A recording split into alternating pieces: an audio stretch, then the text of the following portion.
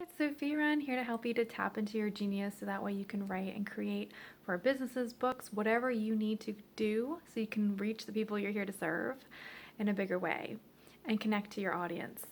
And what I really want to talk about right now is if you've ever been invalidated, shamed, criticized, unappreciated by somebody who just failed to see your genius, who you maybe stepped up and were using your voice or you shared something and it didn't work out and it hurts, it burns, it's might have been scary, it might have been insulting, and I want to talk about this because I know what it's like.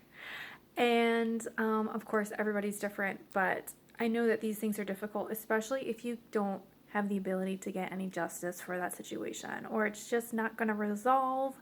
There's no communicating to do, there's nothing that's going to make this more harmonious, and you can just sort of carry around what happened as an injustice for a really long time. And I know that it can really affect you on a lot of levels, but I want to talk about coming out of it and coming out of it to play bigger and stronger in your life and what you're trying to do.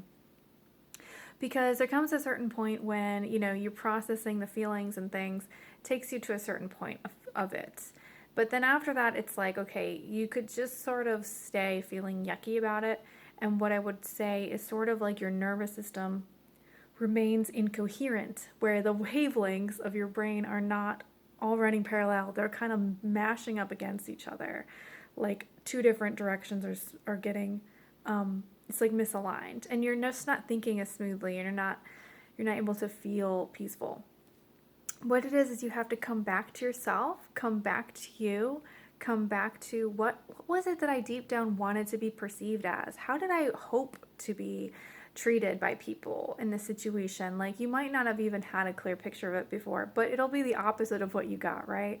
So kind of follow the breadcrumbs to how did I hope to be perceived, and then see, okay, if I was with someone else perceiving them that way, what would that feel like? What would that look like? What would that be like? And try to get into that vibe as if you're doing that with another person. And then flip it around. How can you give that to yourself? Soak in that feeling and that experience for a minute, a couple minutes. It's going to be hard to sit in it that long, but it will be really changing for you.